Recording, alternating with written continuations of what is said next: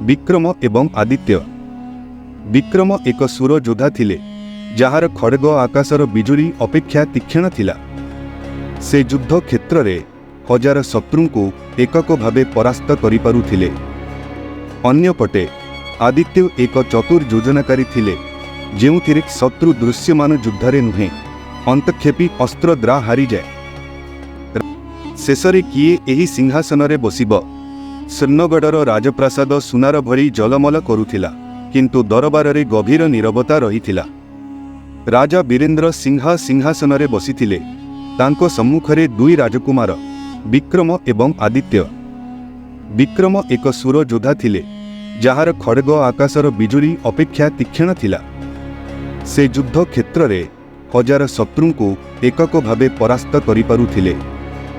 अन्यपटे आदित्य एक चतुर योजनाकारी थिले, जेउथिरे शत्रु दृश्यमान युद्धरे नुहे अंतक्षेपी अस्त्र द्रा हारी जाए। राजा वीरेंद्र गर्जन करी कहिले, सृगर प्रकृत उत्तराधिकारी किए हेब, खड्गर तूफान किंबा मनस्कर तूफान? यह एक परीक्षा द्रा स्थिर हेब। सुन्नगढ़र तीनोटी प्राचीन आशार आण। जीए प्रथमे एमानंकु आनी पारिबो, से मोर उत्तराधिकारी हेब। एही तीनोटी जिनिस साधारण अलंकार नुहे, बरं एही राज्यर गभीर शक्ति सहित जड़ित। किंतु एही खोजिबा जीवन एवं मृत्युर मध्यरे एक युद्ध हेब।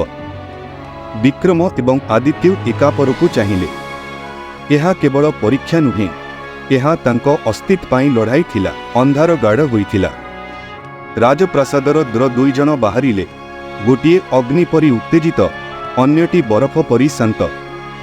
विक्रम निज खंडा को भरोसा करी आगकू बढ़िले। तांकर गंतव्य स्थल थिला एक विस्मृत गाँ, जेउठी प्रथम प्राचीन आशार लुचि थिला। सेठी लोकमाने अंधार पड़िले मात्र घरे लुचि जाउथिले। हठात एक भयंकर चित्कार सुनागला।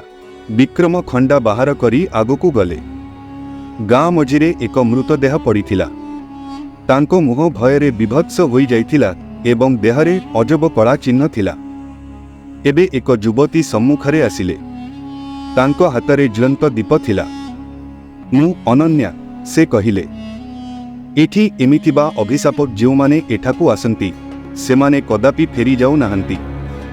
जदि तुमे प्रथम आशार पाइबाकू चाहूं, तेबे एही अभिशाप को परास्त करिबाकू पड़िबो। विक्रम तांको खंडाकू जोररे धरिले। एही युद्ध केवल एक अंतसंधान नुहे, यह एक अभिशाप भांगिबा पाई थिला। आदित्य खंडा बदलरे निज ज्ञान को व्यवहार कले। से गुप्तचर एवं पुरातन ग्रंथ द्वारा जानिले जे राज्यर भितरे एक रहस्यमय षड्यंत्र चली थाए। से एक गुप्त संगठनर अंधकारिक कोठरी रे पहुंचिले। तापरे तांकु मास पुरुष माने घेरी रखिले। सुन्नगढ़र समय समाप्त होई जाइछि, जने लोक हसिले। आदित्य बुझीगले यह केवल एक परीक्षा नुहे, बरं एक राजनैतिक षड्यंत्र थिला। आगकू जारी रहिब। राजकुमारंको सहित आगकू कौन हेबो देखिबाकू चाहुछंती कि? ताहेले वीडियो को लाइक एवं चैनल को सब्सक्राइब निश्चय करंतु। आउ गोटे वीडियो रे देखा हेबो।